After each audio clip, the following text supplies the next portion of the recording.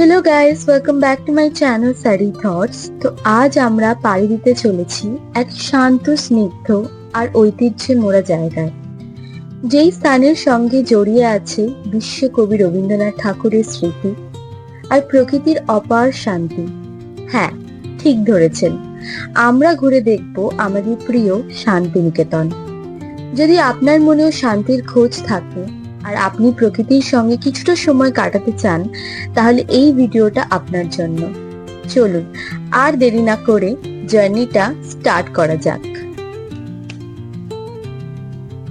তো সকাল সকাল আমরা সবাই রেডি হয়ে বেরিয়ে পড়েছিলাম শান্তিনিকেতনের উদ্দেশ্যে, এবং তার জন্য আমরা হাওড়া স্টেশন থেকে আমাদের ট্রেন ছিল, এবং আমরা সকাল সকাল আমি, ভাই, বাবা এবং মা সপরিবারে ট্রেনে উঠে পড়েছিলাম। আমার ভাইয়ের বাবার একটা সিট ছিল এবং মায়ের আরেকটা সিটের উইন্ডো সিট ছিল। তো এইভাবেই হাসি খুশি ভাবে ট্রেন জার্নি শুরু হয়ে গেছিল। খুবই ভালো লাগছিল, কারণ যখনই আপনারা ফ্যামিলি নিয়ে কোথাও ঘুরতে যান তো মনে একটা আলাদাই আনন্দ থাকে। তো সেই আনন্দ নিয়ে আমরা বেরিয়ে পড়েছিলাম, এবং ট্রেনে যাচ্ছি আর কিছু পেট পুজো হবে না সেটা তো হয় না, তাই আমি নিয়ে নিয়েছিলাম সিঙ্গারা আর চা, বাবাও আর মাও তাই খেয়েছিল, এবং আমার ভাই নিয়েছিল কচুরি এবং আলুর তরকারি। আর বলতে হবে যে ট্রেনের মধ্যে খাবারের কোয়ালিটি কিন্তু খুবই ভালো ছিল, আমাদের খুবই ভালো লেগেছিল। এবং তারই মাঝে আমরা এই বাউল গানটাও উপভোগ করছিলাম। তো বাউল গানের জন্য যখনই ইনি উঠেছিলেন ট্রেনে, তখনই একটা ফিলিং এসে গেছিল যে আমরা শান্তিনিকেতন বোলপুরের অনেকটাই কাছাকাছি এসে গেছি। একটা আলাদাই আমেজ তৈরি হয়েছিল। ফাইনালি আমরা বোলপুর স্টেশনে পৌঁছে গেছি, আর এখানে আমার ভাইকে খুবই হ্যান্ডসাম লাগছিল দেখতে। তো আমরা টুকটুক করে হেঁটে স্টেশন থেকে বেরিয়ে পড়ছিলাম।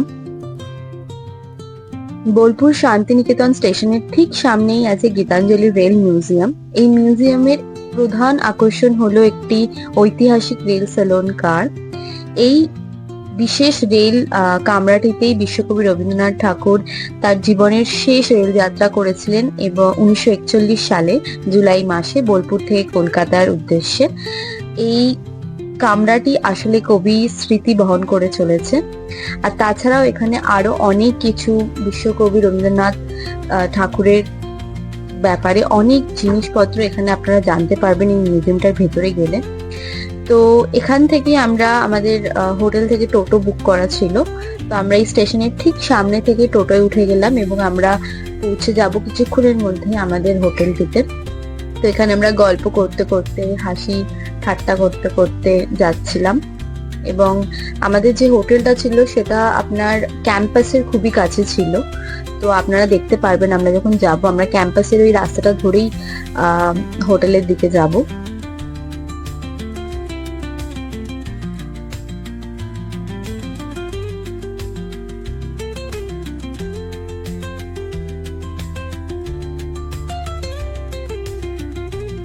তো ফাইনালি আমরা আমাদের হোটেলে পৌঁছে গেছিলাম, যেটার নাম ছিল জারা হোমস্টে। এই হোটেলটার ডিটেলস এ ভিডিও অলরেডি আমার চ্যানেলে দেওয়া আছে, আর যেখানে আমি প্রত্যেকটা জিনিস খুব ভালোভাবে বলেছি, ব্যাখ্যা করেছি। তো আমি আমার আই বাটনেও ওই ভিডিওটার লিঙ্ক দিয়ে রাখবো, তো আপনারা গিয়ে ওই ভিডিওটা দেখতে পারেন, তাহলে আপনারা বুঝতে পারবেন যে এই হোটেলটা কিরকম আর আপনাদের এখানে থাকা উচিত কি উচিত না। তো এখানের জন্য আমি বলতে চাই যে হোটেলটা খুবই ভালো। আর হোটেলে কিছুক্ষণ ফ্রেশ ট্রেশ হয়ে আমরা রেডি হয়ে বেরিয়ে পড়েছিলাম আমাদের আজকের কয়েকটা জায়গা ঘোরার জন্য। আমরা পৌঁছেছিলাম 12টা-1টার সময়। তো এখন প্রথমেই আমরা যাচ্ছি খেতে, বিকজ খুব খিদে পেয়ে গেছিল। তো আমাদের টোটো যে দাদা ছিলেন তিনি বললেন যে খুব সুন্দর একটা হোটেল এখানে আছে কাছে, তো ওখানেই চলো। তো আমরা ওখানেই প্রথম গেছিলাম, এবং খাবার খুবই টেস্টি। এখানে ভাত ছিল, ডাল ছিল, পোস্ত ছিল, ঝুরঝুরো আলু ভাজা ছিল, আর চাটনি ছিল, দই ছিল, আরো পাঁপড় ছিল। আর আপনারা আলাদা করে ডিম নিতে পারেন, মানে থালির সাথে আপনারা অ্যাড করতে পারেন ডিম বা চিকেন। যেমন আমার ভাই চিকেন অ্যাড করেছিল এবং আমার মা ডিম অ্যাড করেছিল। খাবারের কোয়ালিটি প্রচন্ড ভালো। এই যে কৃষ্ণাদির ভাতের হোটেল নাম, প্রচন্ড ভালো গাইস, আপনারা নিশ্চয়ই ওখানে যান। খাবারের টেস্ট অতুলনীয়, দাম খুবই রিজনেবল, মানে খুবই। তো প্রথমেই আমরা চলে এলাম সৃজনী শিল্পগ্রামে। শান্তিনিকেতনের খুবই কাছে এই জায়গাটা। আর এই জায়গাটা হলো পূর্ব ভারতের শিল্পের এক বিরাট সংগ্রহশালা। তো আপনারা দেখতেই পাচ্ছেন খুবই মানে চারিদিকে গ্রিনারি, তার সাথে প্রত্যেকটা জায়গায় শিল্প আপনি খুঁজে খুঁজে দেখবেন।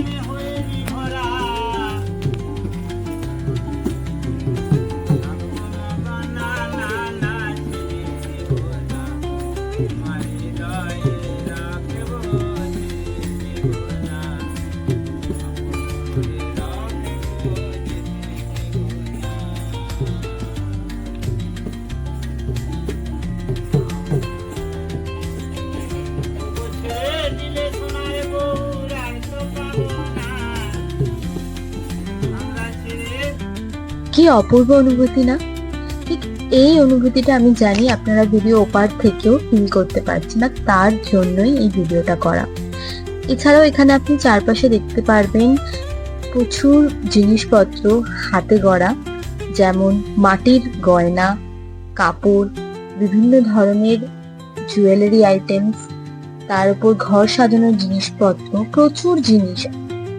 এছাড়াও এখানে আপনারা দেখবেন পশ্চিমবঙ্গ, ওড়িশা, বিহার ও আসাম সহ পূর্ব ভারতের 9টি রাজ্যের ঐতিহ্যবাহী কুটির বা ছোট ছোট মিউজিয়াম। প্রকৃতি কুটিরের ভেতরে আছে সেই রাজ্যের লোকশিল্প, পোশাক আর জীবনযাত্রার নানান জিনিস। এরপর আমরা পৌঁছে গেছিলাম প্রায় 300 বছরের পুরনো সুরুল রাজবাড়িতে, যা সরকার বাড়ি নামেও পরিচিত। বৃদ্ধ জমিদার পরিবারের আবাসস্থল ছিল, কিন্তু এর প্রথম আকর্ষণ হলো এর সংলগ্ন টেরাকোটার মন্দিরগুলো। এরই মাঝে আমরা দেখতে পেয়েছিলাম বিটল জাতীয় একটা পোকা। দেখুন কি সুন্দর দেখতে, চকচক করছিল, এবং তার সাথেও দেখা মিলেছিল একটা সাপের, যেটা কি আমি ঠিক জানি না, বাট ও মন্দির সংলগ্ন এরিয়ায় ঘুরে বেড়াচ্ছিল। এছাড়াও এখানে আপনি দেখতে পাবেন দুর্গার প্রতিমা, যেটা তৈরি হচ্ছিল তখন, কারণ দুর্গাপুজো এখানে অনেক মানে বড় করে দুর্গাপুজো করা হয় এবং আলাদা ভাবে করা হয়। তো এরপর আমরা এখান থেকে বেরিয়ে পড়েছিলাম আমাদের নেক্সট ডেস্টিনেশন, এবং সেটি হলো শালবন। তো শীতলপুরী শান্তিনিকেতন ভ্রমণের সবচেয়ে আকর্ষণীয় স্থানগুলির মধ্যে অন্যতম হলো খোয়াইয়ের ঘাট আর তার সংলগ্ন শালবন। তো আপনারা দেখতেই পাচ্ছেন পুরো এলাকাটা শালবনে বিস্তৃত, এবং চারিদিকে যেদিকে আপনি দেখছেন সুদূর মানে একটা জায়গা দেখা যাচ্ছে, এবং চারিদিকে শুধু শালবন, এবং তার মাঝে আপনি মানে এটা এক মানে আলাদাই অনুভূতি। এই ঘন শাল গাছের সারি জায়গাটাকে শান্ত ও আরো মনোরম করে তোলে। আর শীতকালে তো জায়গাটা অপূর্ব লাগবে আপনাদের। যারা যারা আপনারা শীতকালে যাওয়ার প্ল্যান করছেন, প্লিজ যান। এখানে এক আলাদাই শান্তি আপনারা অনুভব করবেন। এখানে দেখুন আমার বাবা একা একাই হাঁটছেন, একা একাই হেঁটে, মানে এমনি সময় তো অত হাঁটা চলা হয় না, বাট উনি একা একাই হাঁটছেন, কিছুক্ষণ দাঁড়াচ্ছেন, প্রকৃতিটাকে দেখছেন। মানে এইটাই আসল আনন্দ। ওনাকে দেখে আরো বেশি বোঝা যাচ্ছে যে উনি প্রকৃতিকে পুরো এনজয় করছেন, এই শান্তিটাকে পুরো অনুভব করছেন। আর আমারও এক আলাদাই অনুভূতি হচ্ছিল, মানে এই যে প্রকৃতির মধ্যে যে শান্তিটা রয়েছে সেটা আমরা সবাই অনুভব করতে পারছিলাম। এবং জায়গাটা কি সুন্দর লাগছে, আপনারা একবার জাস্ট চারিপাশটা দেখুন, মানে অপূর্ব।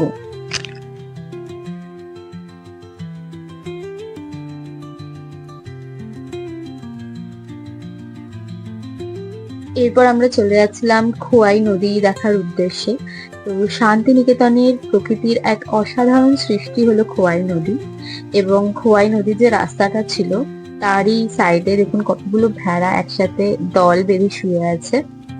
তো যে ব্রিজটা ছিল তার ওপর গিয়ে আমি আপনাদের দেখাচ্ছি পুরো নদীটিকে।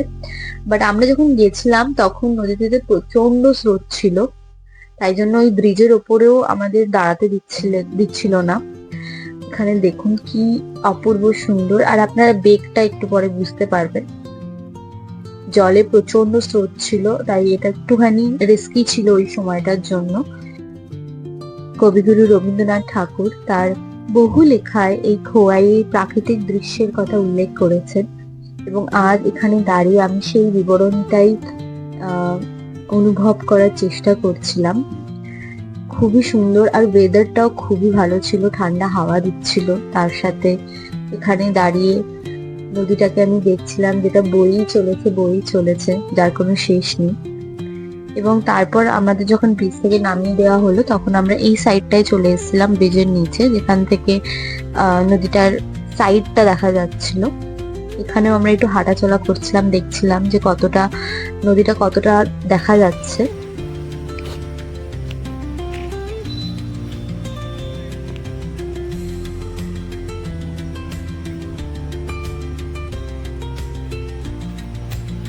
ভীষণ স্রোত, কোপাই নদীর ভীষণ স্রোত। এখানে ব্রিজের ওপরও দাঁড়াতে দিচ্ছে না।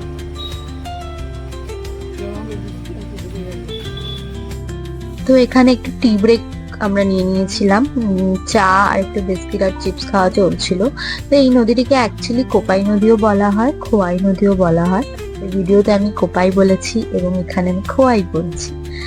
যাই হোক, আমরা এখান থেকে বেরিয়ে পড়েছি। এবার আমাদের লাস্ট ডেস্টিনেশন, যেটা হচ্ছে এখানেই কাছাকাছি কয়েকটা গ্রাম আছে যেখানে আমরা একটু ঘুরে দেখব, গ্রামের ছোট ছোট বাড়ি পরপর। আর সব থেকে একটি উল্লেখযোগ্য বিষয় যেটা আমি আগে বলতে ভুলে গেছিলাম, সেটা হচ্ছে যে শালবনটা আপনারা দেখুন, সেখানে বাহামণি সিরিয়ালের শুটিং হয়েছিল। কারণ আমাদের বারবার টোটো দাদা ওই কথাটাই বলছিল যে ওখানে বাহামণি সিরিয়ালের শুটিং হয়েছে। এবং এই যে গ্রামটা আপনি দেখতে পাচ্ছেন, এখানেও একটি বাড়ি ছিল যেখানে বাহামণির যে সিরিয়ালটা সেটা সেই বাড়িটায় শুট হয়েছিল। তো সেটাও আমাদের বারবার উল্লেখ করছিলেন যে এখানে বাহামণির শুটিং হয়েছিল। তো গ্রামটা আপনারা দেখতে পাচ্ছেন, একটা ছোট্ট গ্রাম যেখানে পরপর মাটির বাড়ি রয়েছে এবং এই রাস্তা বরাবর সোজা গেলে আপনাদের ওই সারিবদ্ধ কুটিরগুলো দেখতে পাবেন। এবং দেখুন এখানে ছাগল আর আছে, আর একজন ভদ্রমহিলা জল নিচ্ছিলেন কলে। মানে একটা পুরো গ্রামের একটা পরিবেশ এখানে তুলে ধরা হয়েছে।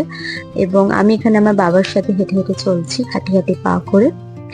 আর তারই মধ্যে দেখবেন আমাদের সাথে একটা বন্ধু এসে হঠাৎ আমাদের সাথে জুড়ে যাবেন। উনি দেখুন এসে গেছেন। উনি আমাদের সাথে যেতে চাইছিলেন না, আমাদের থেকে খাবার চাইছিলেন না, আমরা বুঝতে পারছিলাম না। আর ওখানে কোথাও কোনো বিস্কিটের দোকান ছিল না। আমি খুঁজছিলাম ওকে একটু বিস্কিট দেওয়ার জন্য, বাট কোনো দোকান ছিল না। হয়তো রাতে কোনো আলোও ছিল না, বিকজ আমি ওখানে কোনো ল্যাম্প বা কিছু দেখতে পাইনি। তো যাই হোক, ওকে আমার ভাই তাড়ানোরও চেষ্টা করছিল যে যা আসিস না পেছন পেছন, বাট ও আমাদের পেছন পেছনই যাবে। এবং আমার বাবাকে খুব পছন্দ হয়ে গেছিল, খুব বাবার কাছে বারবার যাচ্ছিল।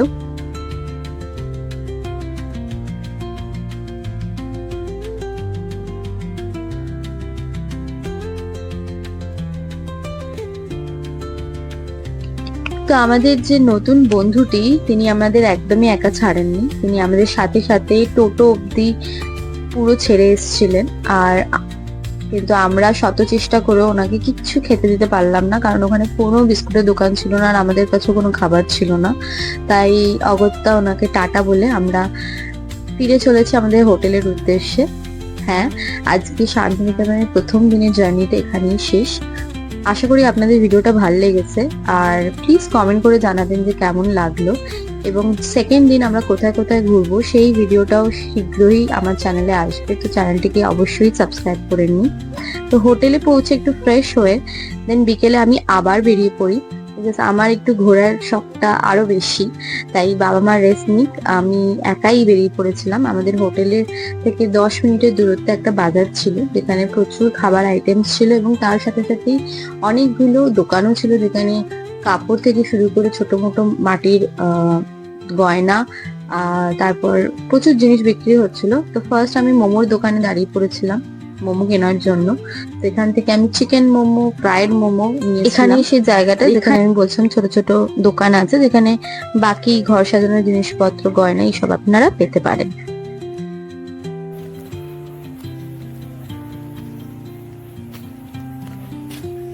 আমি নিয়েছি momo, chicken momo, steam fried and মা বাবার জন্য chop. And this is our homestay, guys. তো এখানে গাইজ আমি রেকর্ড তো করেছিলাম, বাট পরে আমি দেখি যে ওটা ঠিক মতো ভয়েস রেকর্ডটা হয়নি। তো এখানে আমি জাস্ট ডিসক্রাইব করছিলাম যে আমি কি কি খাবার বাজার থেকে এনেছিলাম। তো আগেই বললাম স্টিম মোমো এনেছিলাম, ফ্রাইড মোমো এনেছিলাম, আর সবার জন্য এনেছিলাম, আর স্পেশালি বাবা মার জন্য এনেছিলাম আলুর চপ আর বেগুনি। এটা কিনা খুবই ডিলিশিয়াস ছিল। মানে শান্তিনিকেতনে যে কটা জায়গা আমরা খেয়েছিলাম, প্রত্যেকটা জায়গা ছোটখাটো খাওয়া হোক, যাই খাওয়া হোক, মিল হোক, প্রত্যেকটা খাওয়া খুবই সুন্দর ছিল। এবং হোটেল থেকে আমরা নিয়েছিলাম চাটাও খুব সুন্দর খেতে ছিল। দেন রাতের ডিনারের জন্য আমরা অর্ডার করেছিলাম egg chicken fried rice, egg chicken chow mein, chilli chicken, tadka আর রুটি বোধহয়। তো এই সব জিনিসগুলোই আপনাদের সাথে ডিসকাস মানে শেয়ার করছিলাম এই ভিডিওটাতে, বাট আনফর্চুনেটলি ভিডিওর রেকর্ডিংটা কোনোভাবে হয়নি। তো আশা করি আপনাদের এই ভিডিওটা খুবই ভালো লেগেছে। ভালো লেগে থাকলে প্লিজ লাইক করবেন, শেয়ার করবেন এবং কমেন্ট করে জানাবেন। তাছাড়াও চ্যানেলটা সাবস্ক্রাইব করুন, কারণ এটার সেকেন্ড পার্ট খুব তাড়াতাড়ি আমার চ্যানেলে আসতে চলেছে, যেখানে আপনারা দেখবেন কঙ্কালীতলা, তারপর আমাদের বিখ্যাত সোনাঝুরি হাট, তার সাথে আরো আরো বিশেষ কয়েকটা জায়গা। তো সেটাও আপনাদের আমি ঘুরে ঘুরে দেখাবো। দেখা হচ্ছে নেক্সট ভিডিওতে। সবাই ভালো থাকবেন, টাটা।